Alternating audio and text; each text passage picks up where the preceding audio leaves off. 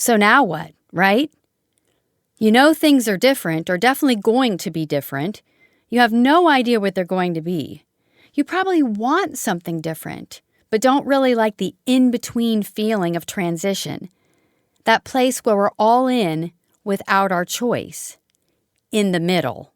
Have you ever felt deep within that there's something more you're supposed to be doing, but you're not sure what? Have you ever felt like you're producing a lot, but not expressing at all? Welcome to She Made It. I'm your host, Elle Zimmerman, and I am on a mission to help you cultivate meaning through the path of creativity. Join me to eavesdrop on conversations with brave women who broke through their resistances into a life of authenticity. Because I believe if she made it, you can too.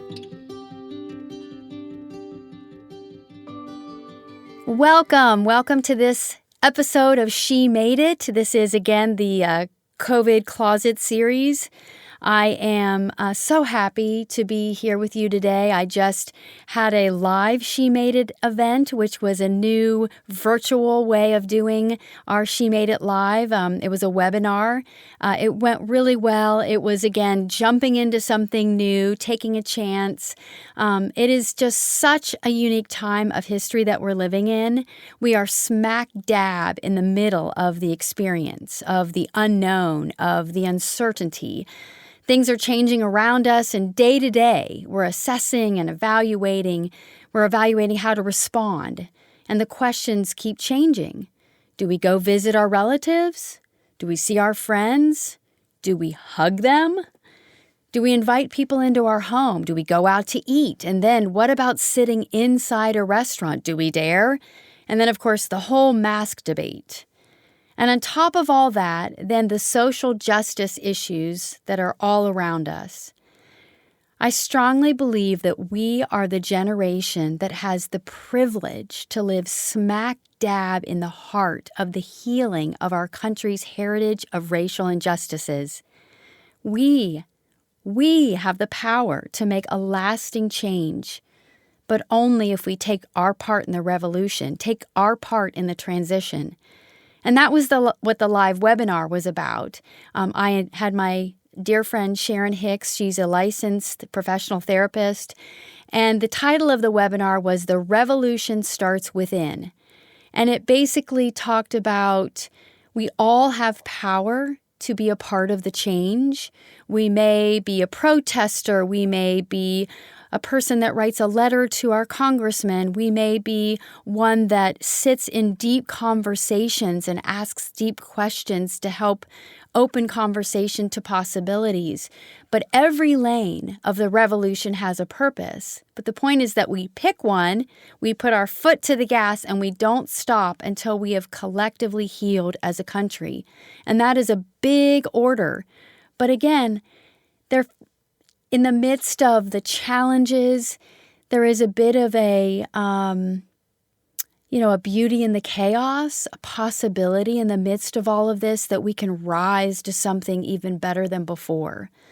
But I, too, sit with you in the heaviness of all of this, the uncertainty and the waves of existential dread that can wash over me, and I'm guessing you, too.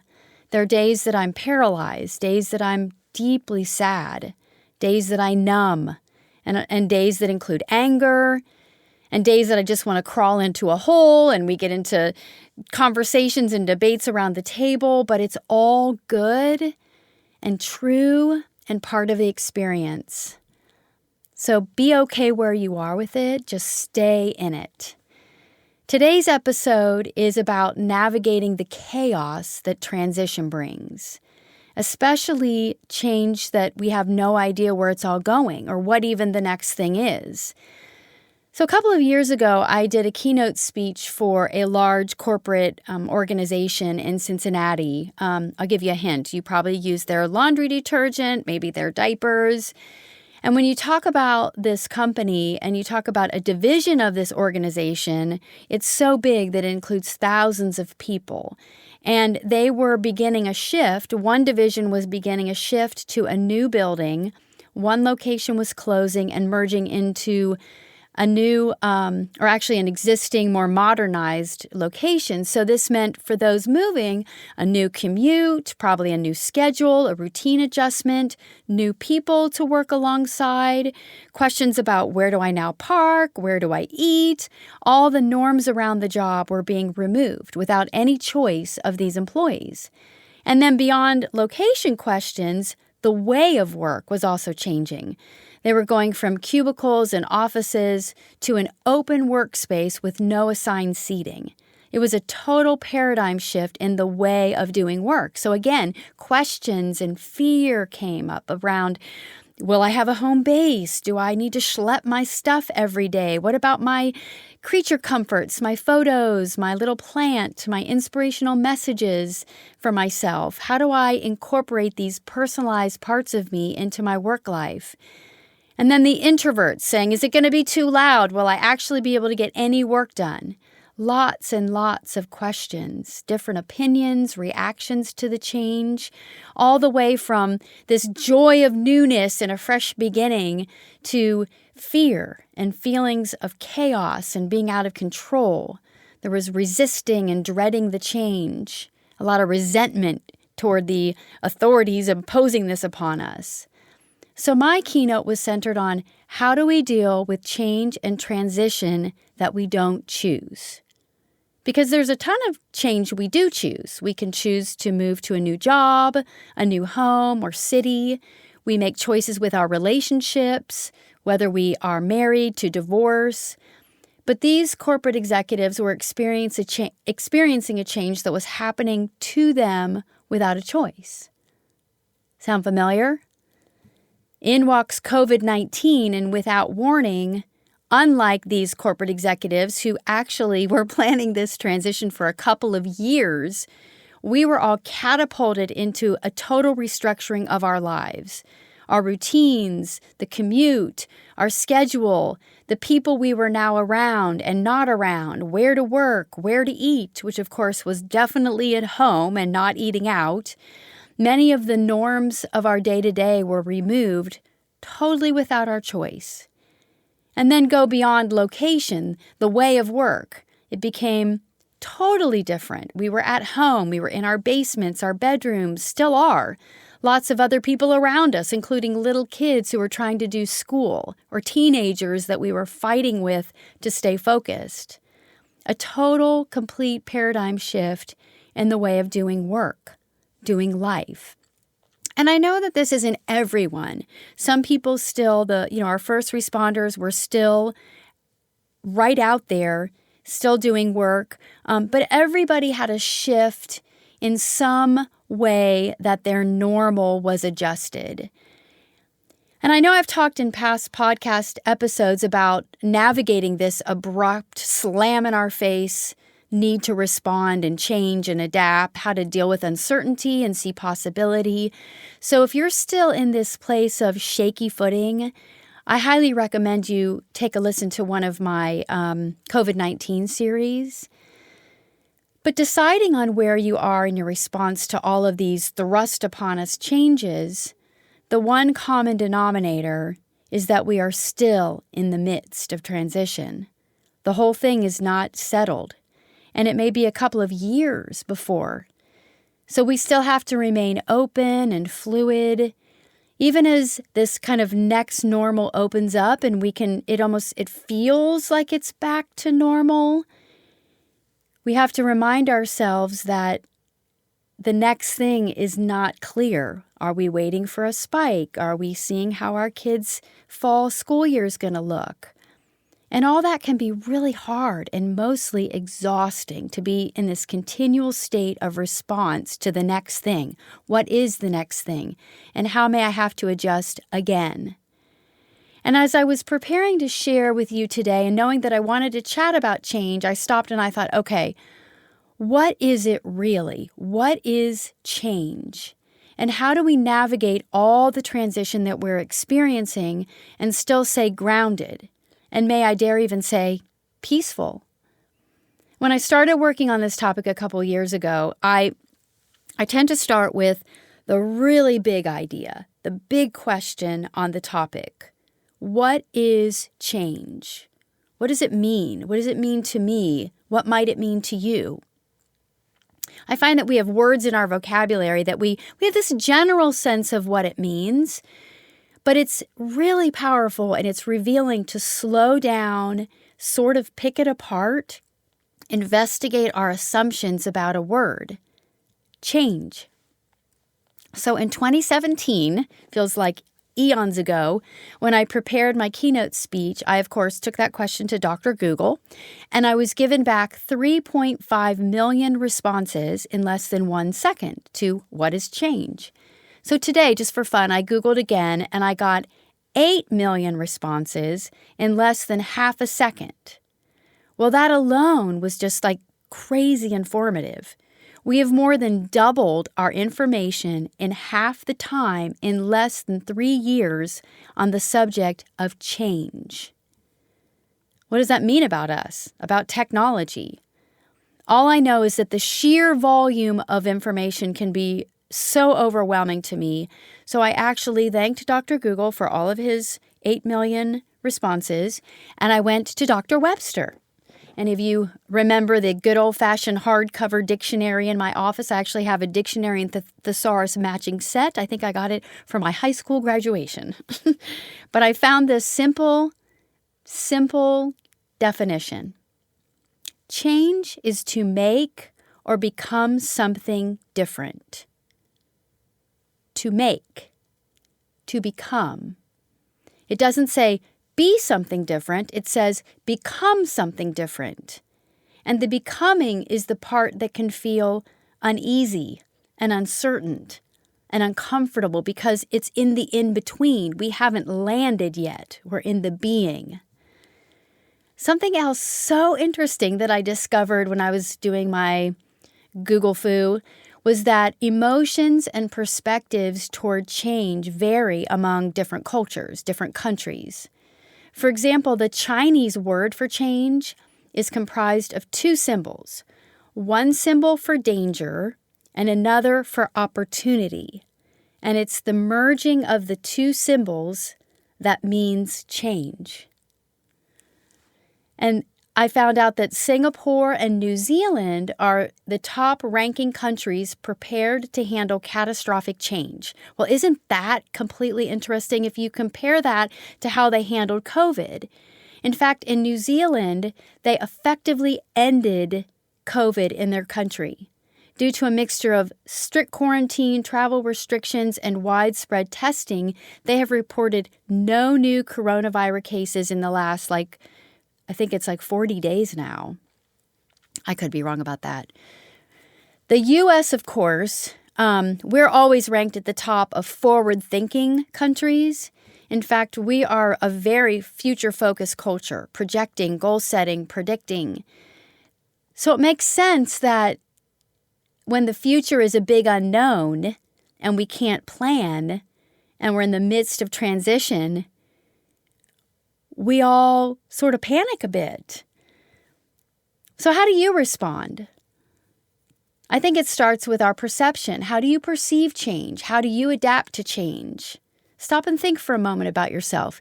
Do you grip and tighten up when forced to change? Do you think, hey, this is an adventure. I've got this. Do you crawl in a hole or end up binging on Netflix? Do you get angry, resentful, pissed off at the person that put you in this position? Do you get sad? Do you focus and fixate on what you're losing and what you're having to let go of in the midst of this? All reactions are welcome. All are okay, because we experience transitions and change similar to the way we experience grief. The stages of grief are denial, anger, bargaining, depression, and finally, acceptance. All change is a loss of what is. It is a death of something or the way something used to be. So it's a part of the process and should be expected and embraced so that you can fully transition into the next normal. What I hope you get today from this podcast is that you are okay just where you are. Just like we talked about, a revolution has many lanes. where you are, what is true to you, where you are in the process is okay. We're all experiencing it in our own way and in our own time.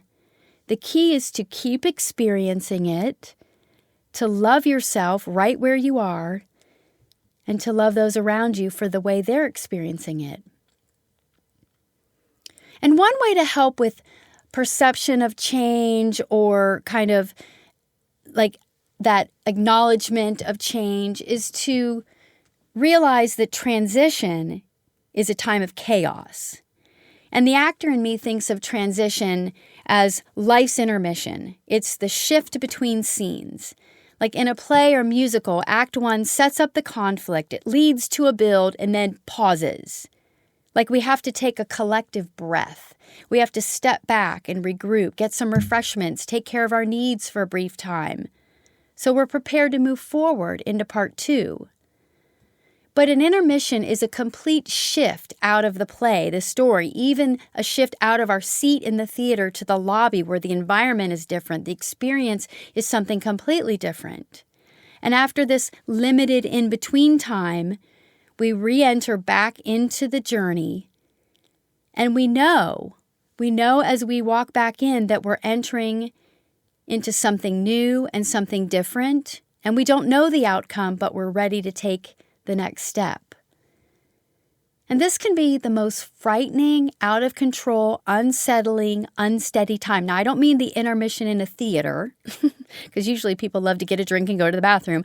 I mean the in-between in our life, the transition in our life where we have let go of the past, of what was, but we haven't yet reached the what is. Even in childbirth, the word transition is the word used for the final and worst part of the laboring. It's the transition between baby in and baby out. I think it's often also experienced when you're starting a new habit. Like, for example, if you've ever gone on a diet, and I did something called the 21-day reset. So for 21 days, we slowly transformed our eating to get rid of some of our bad habits to integrate new habits. So the first days of the diet were the worst. I had to let go of coffee, alcohol, no sugar. So that my body went into like reaction and panic mode, and I had emotions involved.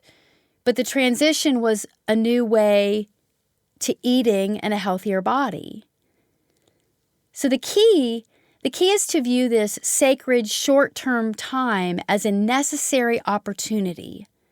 I have to go through that to get to the better on the other side. Rather than it being a crisis or a tragedy and gripping on it, maybe allow yourself to embrace the process, believing that something better is emerging on the other side. Okay, so that sounds great, but then what do you do in the in-between to find peace? Well, if change is the new normal, ask yourself, can you enter into this time of possible pain with peace and joy?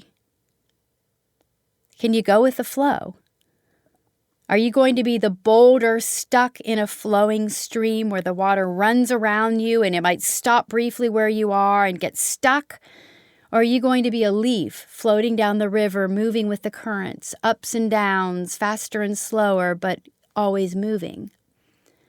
So I went kayaking with my kids recently, and my daughter Mirabelle, there were some rapids, and she ended up kind of spinning around and getting capsized, part on shore, part in the water, but she was grabbing for dear life onto this branch. And she was holding on. I don't know if she was trying to get up to the shore or just fear of getting into the water. The water was pretty aggressive, but she was stuck. So I reminded her that the only way to keep going is to let go. So she let go.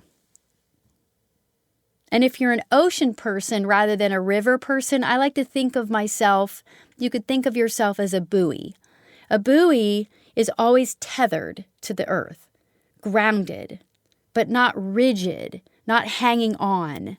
A buoy is anchored but fluid, so it can adapt to the waves and the current. It lets go and moves in the direction it's being pulled or pushed or taken. It gives up some control, but it stays agile and adaptable, never getting swept totally away. It's also in the way we talk to ourselves and the way we perceive our situations. So I'm sure some of you have heard of Norman Vincent Peale. He's the father of personal development. And in 1952, he wrote his classic, I think, beautiful book, The Power of Positive Thinking. He sort of started the whole motivational thinking movement. He was a pioneer on mindset and the power of thoughts over our lives. He believed that you can think yourself in or out of a situation, that thoughts are things that possess dynamic power. He said, change your thoughts and you change the world. Today we use the word mindset to mean something similar. But I ask you, what are your thoughts about what you're going through? What is your mindset about change, your perspective on yourself in transition? Do you see lack? Do you see possibility? Do you see this as tragedy or as an opportunity for rebirth? It takes an awareness of our thoughts to then have an intentional practice to shift them. And remember, it's okay not to be okay. It's not like you need to be Pollyanna. Positive thinking is a practice, but it's okay to feel bad and not feel settled. Accepting that you're in limbo, accepting that the time is tough, but having the willingness to change your thinking.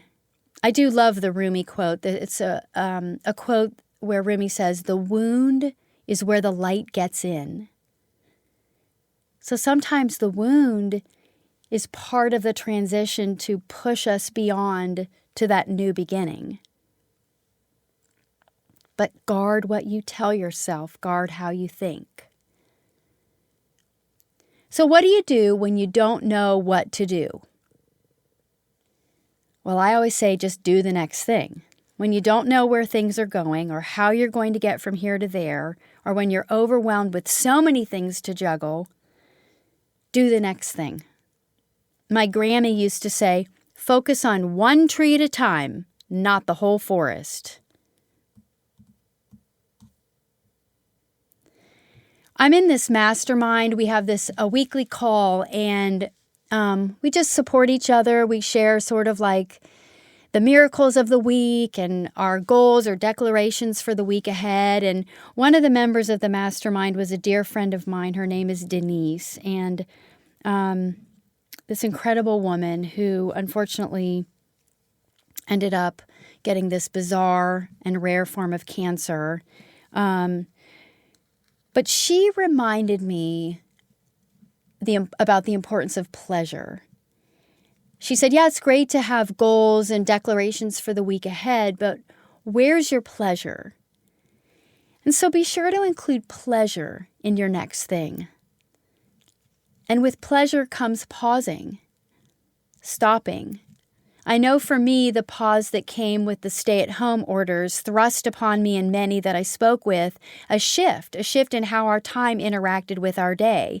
And in this new relationship with time, I discovered more pause and definitely more creative pleasure. So when you're in transition, the power of filling yourself with things that you love, things that rejuvenate you, things that restore you are essential. So what does that look like for you? Is that more time outside, or like many of us did during COVID, more baking, more cooking? Is that more music, creating? Is it just moving through life a little slower and a little bit more aware? COVID-19 had this magical power of putting our senses on high alert and in response mode. I think at the beginning, a lot of us were in reaction mode because we didn't know what the heck was coming next. But as we've grounded and kind of transitioned through the beginning of COVID-19, hopefully you're now in response mode. But what if we could keep hold of this attention to the moment-by-moment experience of life? Sometimes for many of us, attention tends to take us to replaying the past or imagining or worrying about the future. And that's why meditation is such a powerful tool for deepening our connection to the present. It is purely a letting go of the past, letting go of the possibility or the worry of the future to stay focused on the moment.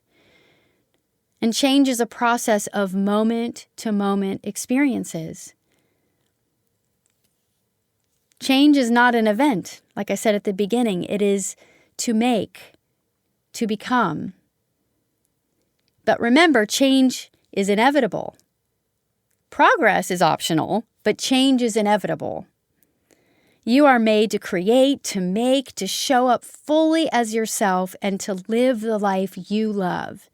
Even in the midst of transition, when we're not clear where this time of change is going, you may not know what to do, what action to take. So if you're ready to take more action, try a couple of these things. I say find a mentor, find a coach to encourage you as you take steps forward, to hold you accountable. Talk to a trusted friend or family member and ask them, what do they think you're good at? Or what are your most special gifts? Pay attention to what makes you emotional. What are you thinking about? What are the thoughts in your head? These are clues to your next thing, maybe even your calling. Notice what you love and what you're drawn to. I often say it's really, when I coach people, I go through an exercise where I ask them to describe themselves as a child, usually a child before 8 or 10.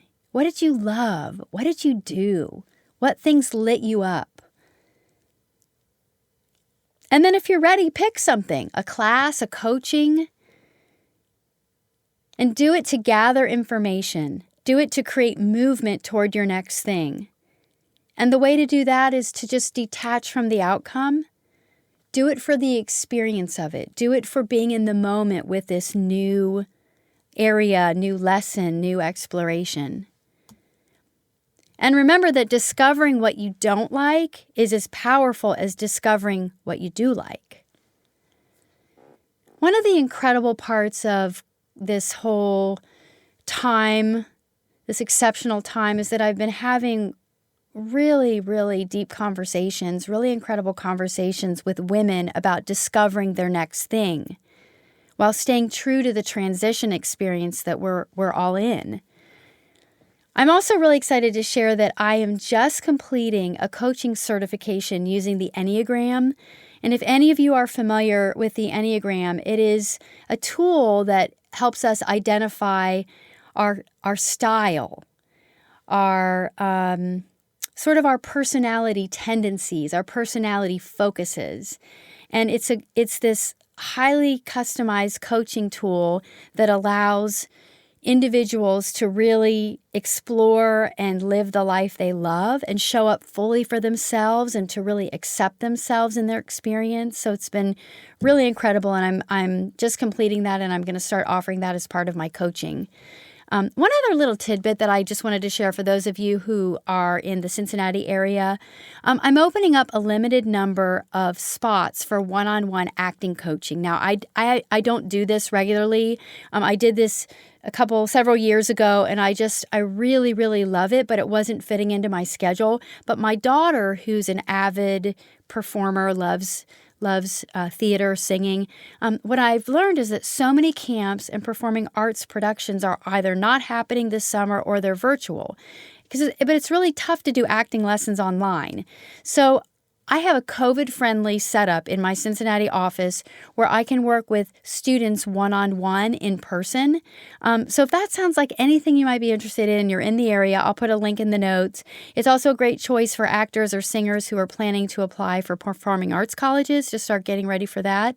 And if you find yourself in a spot of, okay, I'm in this transition, I know there's something next for me, either because it's been forced upon me due to COVID or because COVID's opened my eyes to something more for my life, you can also go to my website and on the homepage, look for discovery calls, and I'm doing one-on-one calls to help you sort of explore what that might be. Thank you so much for listening in today. I'm just so honored that you are a part of my community, the She Made It community. And as always, we love reviews. But the most important thing I just want to end with is just be with yourself. Be okay where you are. Know we're in this crazy time of transition, and moving forward through it is going to open you up to incredible beauty, possibility, and truth. Thanks for joining me today.